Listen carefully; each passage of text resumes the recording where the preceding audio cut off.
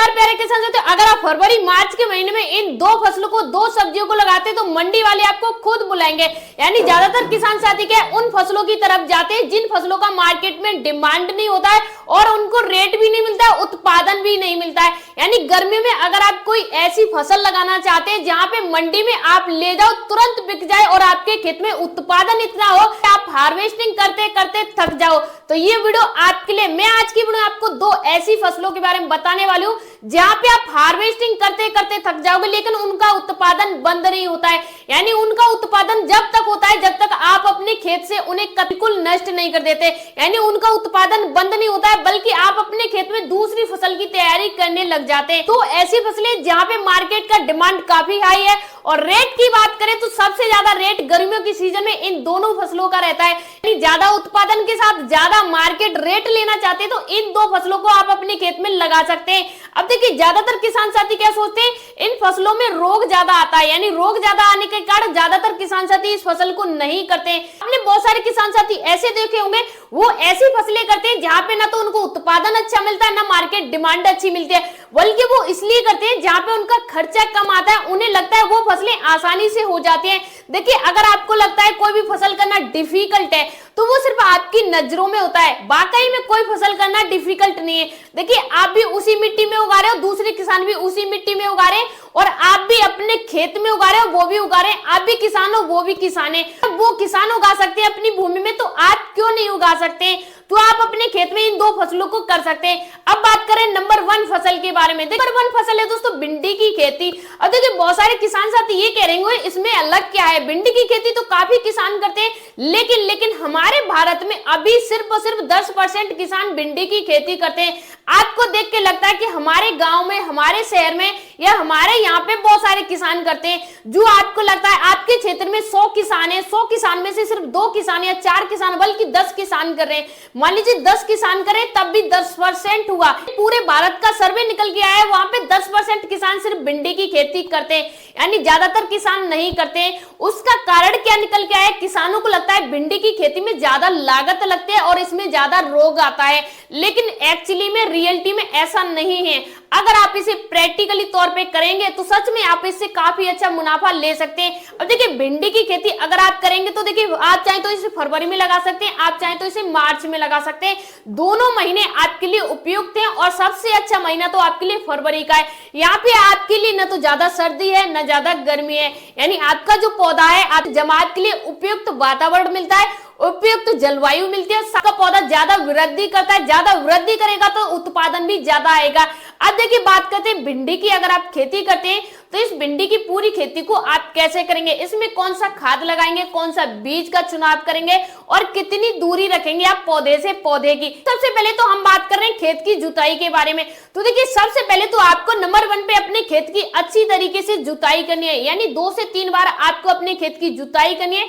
उसके बाद क्या है कि आपके खेत में जब आप बीज की बुवाई करने जाओ तो उपयुक्त नमी होनी चाहिए। बहुत सारे किसान साथी गलती कर देते हैं कि अपने खेत की नमी को चेक नहीं करते, या तो ज्यादा नमी होती है या नमी निकल चुकी होती है। उसके बाद क्या है आपको 8 से लेकर 10 टन गोबर की खाद डालनी है। बहुत सारे किसान साथी क्या करते हैं गोबर की खाद नहीं डालते, स्किप कर देते हैं। इसके अलावा यूरिया डीएपी फर्टिलाइजर लगा देते हैं। देखिए यहाँ पे आप बहुत बड़ी गलती करते हैं। जब आपके खेत को शुरुआत से जरूरत रहती है पोषक तत्व की तो वो पोषक तत्व नहीं मिल पाते हैं। जब पोषक तत्व आप एंड में लगाते हैं, यानी आप डीएपी यूरिया जो भी फर्टिलाइजर लगाते हैं उसमें क्या होता है जो पोषक तत्व आपकी भूमि को मिलने चाहिए उसके 60% मिलते हैं, 40% बाष्प बन के उड़ जाते हैं। अब बात करें किसान साथी इसके बीज के बारे में। तो देखिए 1 हेक्टेयर में आप 10 किलो से लेकर 10 किलो इसमें बीज लगता है। और सबसे अच्छी बात, आप जब भी इसमें बीज लगाएं तो उपचार करने के बाद लगाएं, को उपचार नहीं करते हैं। यहाँ पे ये गलती आपको नहीं करनी है। अगर आप बीज को उपचार करके लगाएंगे तो आपका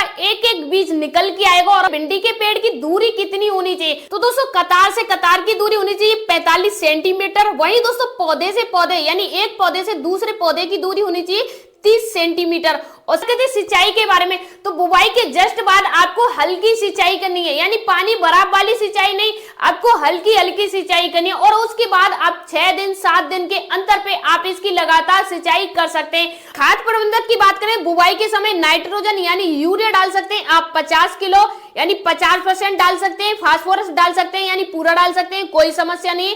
30 दिन के बाद आपकी बाकी जो नाइट्रोजन होते हैं यानी यूरिया होते हैं वो डालनी है। और जैविक जो भी खाद आप बनाते हैं जैसे वर्मी कंपोस्ट है, जीवामृत है, घनी जीवामृत है, ये सारी चीजें भी आपको डालनी चाहिए। रोग और बचाव के लिए पीला मोमोज वायरस होता है, रोगी पौधे तुरंत निकालने चाहिए अपनी भूमि से। ये नहीं कि रोगी पौधे हैं तो आप उनमें लालच करें, लालच बुरा होता है, आपकी पूरी फसल को नष्ट कर देता है। सफेद मक्खी से बचाव जरूरी होता है। पैदावार की बात करें तो 80 से लेके 120 क्विंटल हेक्टेयर इसमें पैदावार आपको देखने को मिलती है। बात करें दोस्तों इसकी हार्वेस्टिंग तुड़ाई की तो आप 45 दिन के बाद इसकी सबसे पहली तुड़ाई कर सकते हैं, हार्वेस्टिंग कर सकते हैं। और उसके बाद 2 से लेके 3 दिन के अंतर के बीच में आप प्रत्येक वीक में इसकी हार्वेस्टिंग कर सकते हैं। इसका उत्पादन काफी ज्यादा होता है और गर्मियों में काफी ज्यादा डिमांड इसकी देखने को मिलती है। अब बात करें दोस्तों नंबर 2 फसल के बारे में।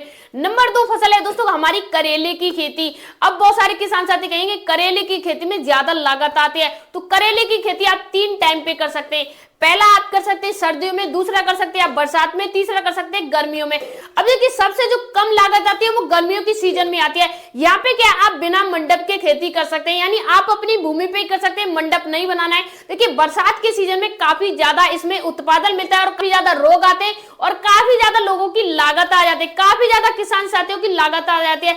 तो यहाँ पे क्या आपको क्या करना है, बरसात में नहीं कर रहे हो, आप कर रहे हो गर्मियों के सीजन में, जहां पे उत्पादन इसका काफी अच्छा मिलेगा, मार्केट का रेट भी काफी अच्छा मिलेगा। साथ ही साथ क्या आपको मंडप नहीं बनाना है, आप अपने भूमि में कर सकते हैं। देखिए दोस्तों सबसे पहले आपको अपने खेत की तैयारी करनी है। 2 से 3 बार अपने खेत की गहरी जुताई करनी है, यानी आपको अपने खेत की 2 से 3 गहरी जुताई के बाद आप अपने खेत में 10 से लेकर 12 टन गोबर की खाद डालिए।